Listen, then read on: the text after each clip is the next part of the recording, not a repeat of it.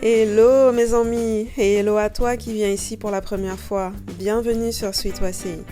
Ici, on partage les recettes qui mettent du soleil dans les cœurs et dans les assiettes. Aujourd'hui, je te propose de faire avec moi une recette de chocolat créole traditionnel. Pour les plus pressés, j'ai déjà une recette de chocolat créole express sur ma chaîne. Je te mets le lien en barre d'infos. Ici, nous allons faire la version traditionnelle qui certes prend un peu plus de temps, mais alors qui est tellement savoureuse. Alors c'est parti pour la recette. Retrouve la liste des ingrédients ainsi que le lien vers la recette écrite en barre de description. Je publie des vidéos chaque semaine, alors pense bien à t'abonner pour être sûr de ne rien manquer.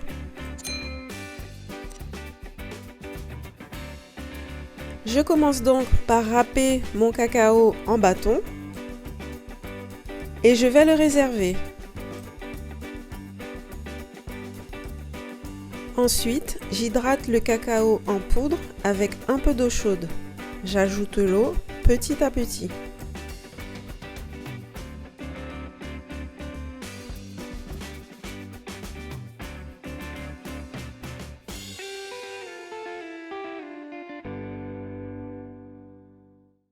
J'obtiens ainsi une pâte bien lisse que je vais mettre également de côté.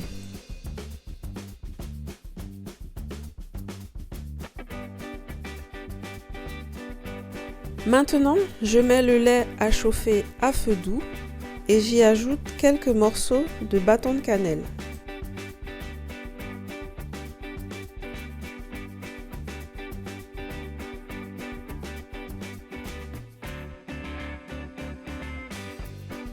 J'ajoute ensuite mon mélange d'épices ainsi que la pincée de sel et le zeste de citron. Et je remue bien le tout. Je laisse bien infuser à feu doux en remuant régulièrement. Et ensuite, j'ajouterai la pâte de cacahuètes. J'utilise de la pâte 100% cacahuètes, mais bien sûr, tu prends ce que tu as sous la main. La plupart des gens utilisent de la dacatine. Pour ma part, j'aime avoir le goût pur de la cacahuète.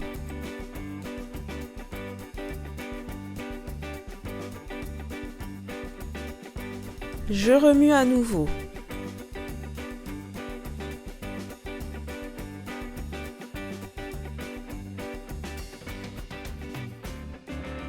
Ensuite, j'ajoute les deux cacaos, c'est-à-dire le cacao en bâton râpé et le cacao que j'ai hydraté à l'eau chaude. Je mélange bien.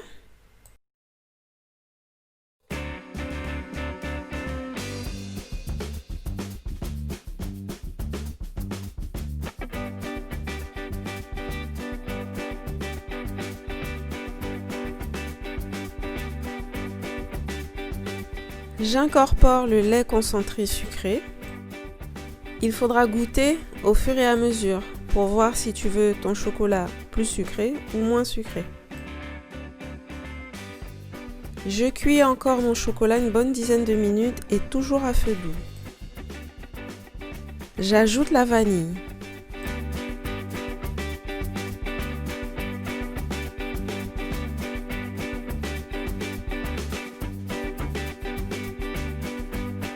J'ai délayé mon toloman dans un petit peu d'eau.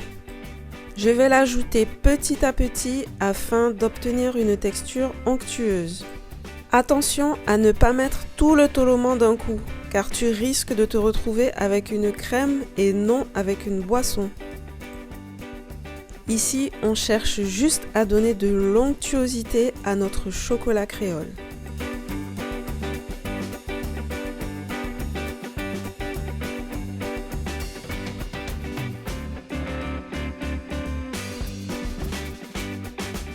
Voilà, après une bonne dizaine de minutes de cuisson, notre chocolat créole est prêt. C'est très important de bien cuire le toloman parce que si ça reste cru, ça va laisser une sensation désagréable en bouche.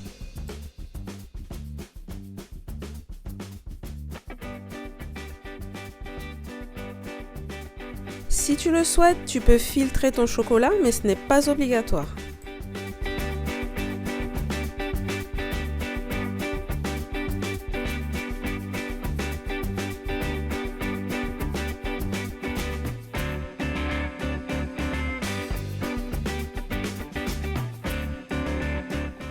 J'ai quand même remis quelques bâtons de cannelle parce que j'aime bien les trouver lorsque je bois mon chocolat créole. Et maintenant, mon moment préféré, place à la dégustation. Comme tu peux le voir, le chocolat est superbement onctueux et bien chocolaté comme j'aime.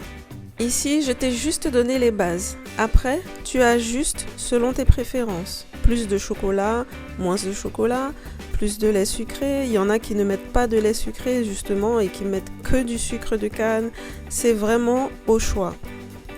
J'adore accompagner mon chocolat créole d'un bon pain au beurre. Je te mets les recettes en barre d'infos.